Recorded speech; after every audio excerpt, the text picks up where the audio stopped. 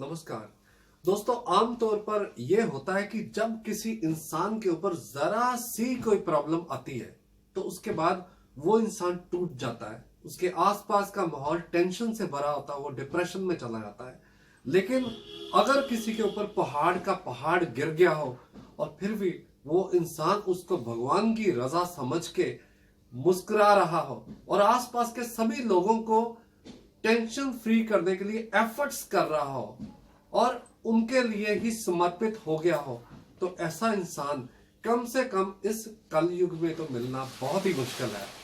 लेकिन आज हमारे लिए सौभाग्य की बात है कि हमारे वॉइस ऑफ एशियंस के इस स्टूडियोज में एक ऐसी शख्सियत पहुंची है जिन्होंने दुखों का एक बड़ा पहाड़ टूटने के बाद भी खुद को संभाला, परिवार को संभाला, एक बहुत बड़ी डिवोशनल सिंगर बनी और फिर वो डिवोशनल स्पीकर बनी और उन्होंने बहुत से ऐसे बच्चों की लाइफ को चेंज ही कर डाला जिनकी जिंदगी के ऊपर एक बड़ा क्वेश्चन मार्क था। तो मेरी मुराद है हमारी आज की खास मेहमान तनु वर्मा जी से बहुत बहुत स्वागत है। थैंक यू जी। तनु जी खन्ना से हैं, तो तनु जी अब आपकी जिंदगी की दास्तान शुरू करते हैं। नमस्कार। सबसे पहले तो मैं आपका शुक्रिया करना चाहूंगी कि आपने मुझे यहाँ पे बुलाया और मुझे अपने विचार साझे करने का मौका दिया। तो आज मैं यही बोलना चाहूंगी कि मैंने डिवोशनल सिंगिंग में या किसी भी चीज़ में आगे तरक्की की है या स्टूडेंट्स की लाइफ को मोटिवेट कर रही हूँ, तो उसके पीछे यही कारण है कि मेरा फेथ उस ईश्वर के ऊपर, उस भगवान के ऊपर जिसने हमें बनाया है, जिसने पूरी दुनिया को बनाया है। मैं सबको ये मैसेज देना चाहूंगी कि जैसी भी मुसीबत हो लाइफ में, हमें कभी भी ये विश्वास नहीं अंदर से डोलना चाहिए हमारा कि हमारे साथ कोई नहीं है। हम कभी भी अकेले नहीं होते। इन एक्चुअल क्या होता है कि जब कोई भी प्रॉब्लम आती है हमारी लाइफ में, हम उस प्रॉब्लम को ही इतना हावी कर लेते हैं कि हम ये समझ ही नहीं पाते कि जो भी हो रहा है वो हमारे लिए अच्छा ही हो रहा है। ये गॉड की प्लानिंग होती है, हमें समझ नहीं आता। उस टाइम लगता है कि मेरे साथ ऐसा क्यों हो रहा है, बट एक टाइम पे आपको धीरे धीरे उसकी प्लानिंग समझ आने लग जाती है और आप मेरी तरह फिर समाज की सेवा में लग जाते हैं और दुनिया की भलाई की तरफ आपकी जो है डायरेक्शन लाइफ की हो जाती है। बिल्कुल सही कहा आपने तनु जी। अब जैसे हमने पहले आपकी इंट्रोडक्शन में बताया कि आप एक डिवोशनल सिंगर हैं, तो हमारे दर्शक अब उनके कान जो है वो तरस रहे होंगे कि इस डिवोशनल सिंगर की मधुर आवाज में कुछ लाइनें जरूर सुनी जाएं, तो प्लीज कुछ सुना दें। मैं आपको मेरा ही गाना है मीरा बाबरी, अभी हमने लास्ट ईयर उसको रिलीज किया था, उसकी कुछ लाइनें आपको सुनाना चाहूंगी। मेरे कृष्ण कन्हैया जी, लगन मेरी तुझसे लागी है, रख लेना लाज मेरी, प्रीत जो मन में जागी है, यशोदा के दुलारे हो, गोपियों के प्यारे हो, तुम्हें चाहे जग सारा, मेरे तुम ही सहारे हो। मैं मीरा बावरी हो, मीरा बावरी, मैं मीरा बावरी हो, मीरा बावरी। बहुत बढ़िया, बहुत बढ़िया। Thank you so much. तो बहुत अच्छा आपने गाया तनु जी, वाकई कमाल कर दिया। तो वाकई जब ये भजन आप गाते होंगे तो लोगों को लगता होगा कि जैसे वृंदावन की नगरी वहां पर बन गई है और भगवान श्री कृष्ण जी खुद वहां पर राधा जी के साथ आ गए हैं सभी को आशीर्वाद देने के लिए। मुझे भी कुछ ऐसा ही माहौल प्रतीत हो रहा था। तो अब बात करते हैं कि उस घटना के बारे में दर्शक जानना चाहेंगे कि आखिर कौन सी ऐसी घटना थी जिसने आपकी जिंदगी को बदल दिया और दुखों का पहाड़ आपने अपने ऊपर सहने के बाद भी ये सोच लिया कि अब आपका जीवन सिर्फ लोगों के लिए है, दुखियों के लिए है। जी। मेरी 8 इयर्स की मेरी डॉटर थी, रोशनी नाम था उसका।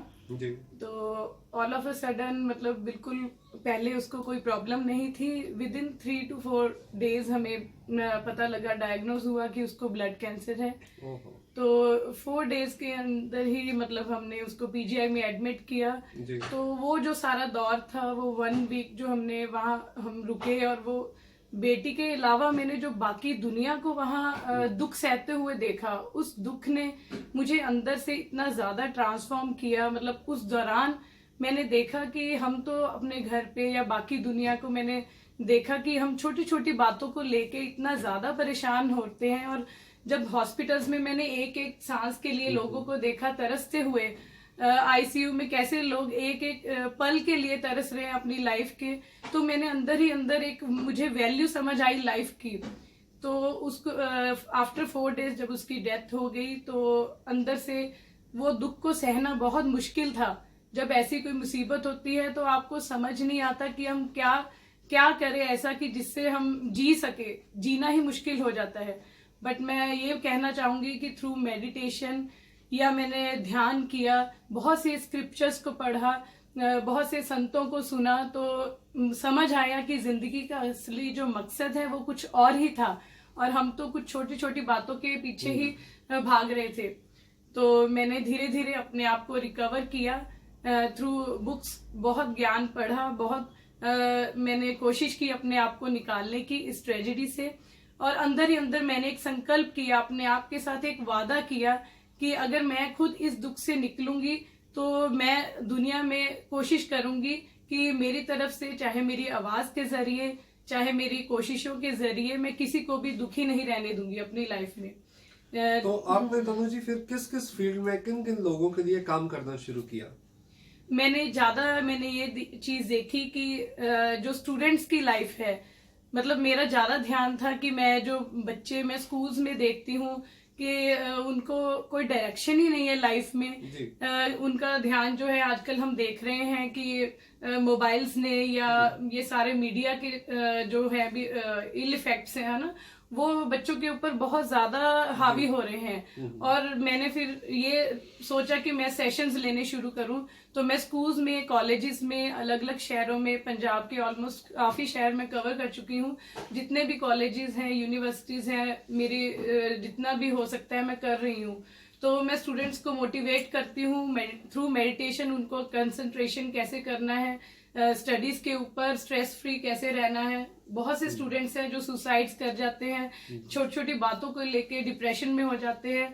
तो मेरी कोशिश इस तरफ ही है। और मैं फीमेल फिटिसाइड के ऊपर भी बहुत कुछ कर रही हूँ, वुमेन एम्पावरमेंट के ऊपर, कि लड़कियों की वैल्यू को समझो। जो लड़की को खो के हमने उसकी वैल्यू को समझा है, मैं चाहती हूँ सारी दुनिया को बताऊं कि लड़के और लड़की में कोई फर्क नहीं है, हमें दोनों की उतनी ही कदर करनी चाहिए। ये ईश्वर का प्रसाद है, उसको वैसे ही समझ के हमने उसको पालना चाहिए।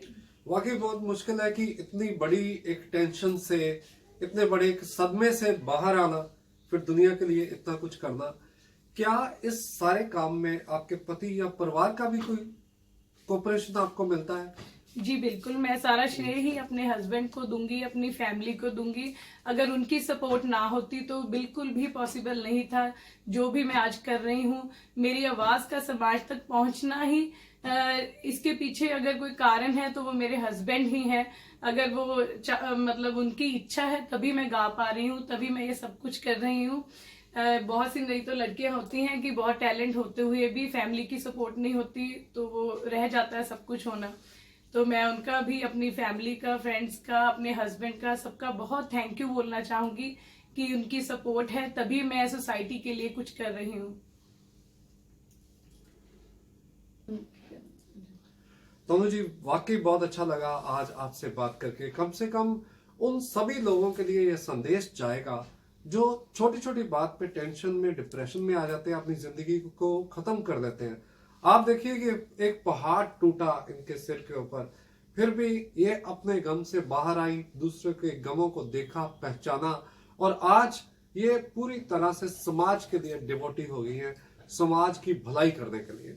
तो हमारी एक रिवायत है कि हमारे पास जो भी गेस्ट आते हैं, हम उनको एक पौधा भेंट करके उनको ऑनर करते हैं, ताकि सारा वातावरण, सारी पृथ्वी ऐसे ही हरी भरी हो जाए और फिर किसी की भी कोई टेंशन ना रहे। तो आपके लिए भी थैंक यू सो मच। मैं So- आपकी सोच को सल्यूट करती हूँ। Thank you very much. बहुत अच्छा लगा यहाँ स्टूडियो में आके मुझे। Thank you. तो सभी दर्शकों से गुजारिश है कि इस इंटरव्यू को आप ज्यादा से ज्यादा लोगों तक शेयर करें, ताकि जो भी लोग टेंशन डिप्रेशन में हैं वो बाहर आए, दूसरों के गम को पहचाने और कुछ ना कुछ समाज की तरह समाज के लिए कर सके, जैसे तनु जी ने किया है, ताकि फिर आपको भी नाज हो इनकी तरह कि कुछ इस जीवन में कर पा रहे हैं। तो जिन्होंने अभी तक हमारे चैनल को सब्सक्राइब नहीं किया तो मत भूलिएगा, क्योंकि बहुत से लेटेस्ट अपडेट्स हम आपको दिखाने वाले हैं। तो फिर मिलते हैं बहुत जल्दी। नमस्कार।